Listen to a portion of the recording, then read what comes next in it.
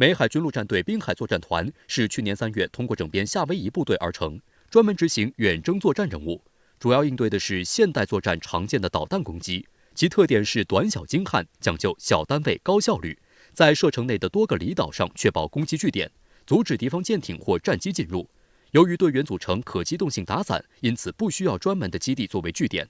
美国海军陆战队司令戴维·伯格声称，派驻滨海作战团与日本自卫队紧密合作，要让中国军队无法轻易进入太平洋。The MLR deployment will involve between 1,800 and 2,000 soldiers.But Washington says the overall number of U.S. troops stationed in Okinawa will not increase because it will reorganize the forces already there.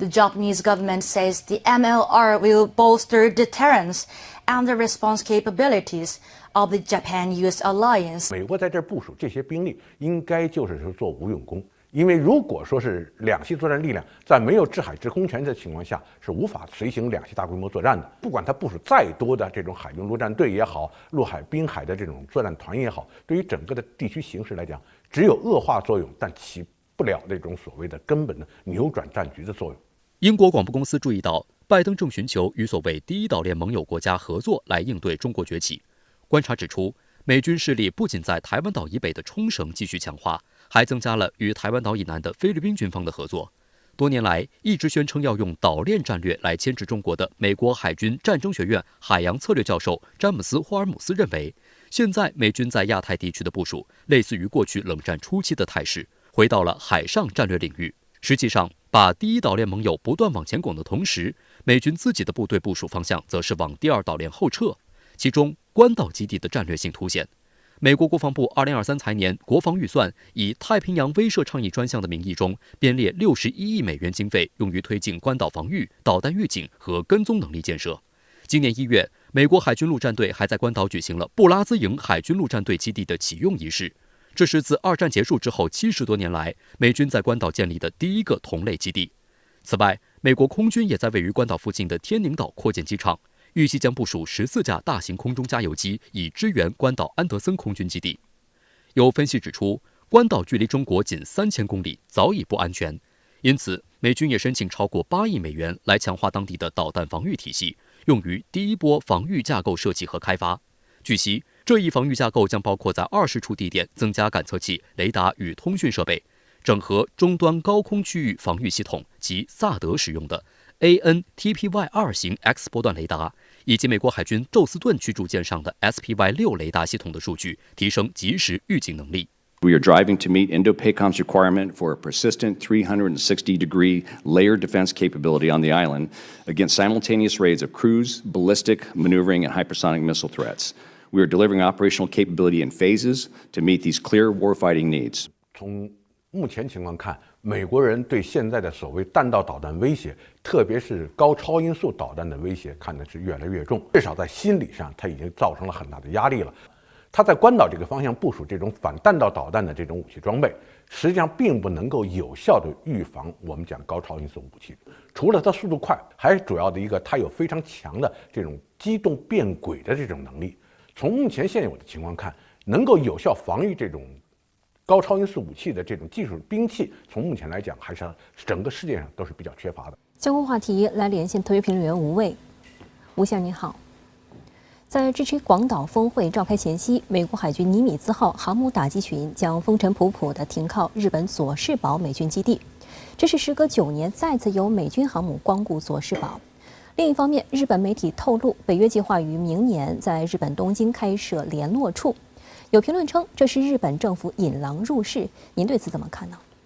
是的，同迪。先说老舰尼米兹，这是美国海军现役年龄最大的一艘核动力航母了。自1975年5月服役以来，舰龄已有48年整。这是一个什么概念呢？尼米兹级的设计寿命为50年，它上一次进行中期大修更换核燃料要追溯到2001年，也就是说，它这一次光顾日本可能是它服役生涯的最后一次远航。按照原定计划，尼米兹号将在2025财年退役，接替它的将是福特级的2号舰肯尼迪号。美国联邦法律制定的11艘航母原则将得到延续，一个态势值得关注。眼下的这几个月可能是美国海军在亚太地区部署兵力的一个高峰期。里根号航母打击群前不久从日本横须贺出发，开始部署。美利坚号2级戒备群在日本佐世保基地停靠。尼米兹号航母打击群离开了南海，正经由第1岛链快速向日本进发。马金岛号2级戒备群则在菲律宾的苏比克湾停靠。与之形成鲜明对比的是，美国海军这段时间在地中海、大西洋、欧洲方向上基本没有部署主力舰。一言以蔽之，别看俄乌冲突打得激烈，美国的眼睛实际上一直在盯着亚太方向。再说北约与日本眉来眼去，日本是一个赌性很大的国家，日本民众当然知道将北约引进家门是引狼入室，但有恃无恐的日本自民党政府就是要把亚太这池水搅浑了。考虑到美日韩军事同盟的军事合作质量其实丝毫不亚于欧洲的北约国家，日本这么做无非是想把北约的那些欧洲兄弟拉到亚太这张棋盘上，增加自身的筹码。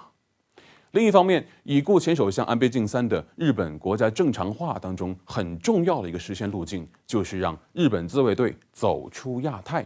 与北约眉来眼去，恰好就给了日本这么一个关注欧洲事务的跳板。另一方面，美国国防部导弹防御局本月透露，美军将在关岛建立一个全方位的弹道导弹防御系统，以抵御中国和朝鲜的潜在攻击。那么，吴先生，美国为什么现在突然想起来要保卫关岛了呢？2战太平洋战场上，美军与日军曾围绕关岛进行过一场血战，围绕附近的马里亚纳群岛也曾爆发过数场海空大战。这段历史告诉我们，关岛之于西太平洋的海权争夺所扮演的关键角色。如今的关岛战略价值就更高了，它是美国在太平洋所谓第2岛链上最重要的军事要塞。从关岛的安德森空军基地出发，西边是菲律宾，西北是中国台湾省与日本的所谓第1岛链，向东则可退往夏威夷珍珠港。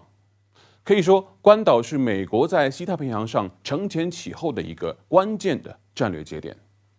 关岛还有一个特点，它是美国的管辖属地。与冲绳乃至日本本土的驻日美军基地不同，美军在关岛上扩建军事设施是不需要跟别国政府勾兑博弈的，这将省去不少的繁文缛节。美国为何现在突然想起来要给关岛配备所谓全方位的导弹防御系统了呢？因为在美军的想定里，亚太地区未来几年最有可能爆发2场军事冲突，一个是朝鲜半岛，一个是台湾海峡。只要美军想要介入这2场冲突，关岛都会是一个至关重要的战略节点，容不得半点差错。以人类目前的科技水平，弹道导弹突防与拦截这场博弈依然是矛强于盾。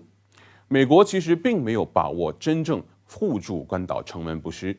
一方面在研究部署导弹防御系统，先把面子守住；另一边也在加紧推动关岛安德森空军基地的混凝土防御工事修建，把里子守住。但无论五角大楼如何妙算在先，未来这场与中国的太平洋战争一旦开打，其结果都一定是毁灭性的。其实美国军方早就意识到了这一点，只是华盛顿的政客们大都还活在所谓美军天下不武的旧梦里。可是，光凭将军们苦口婆心的劝说，智库们千方百计的游说，以美国当下的财政状况，又能改变得了什么呢？好的，谢谢吴先生在线与我们分享您的观点，谢谢。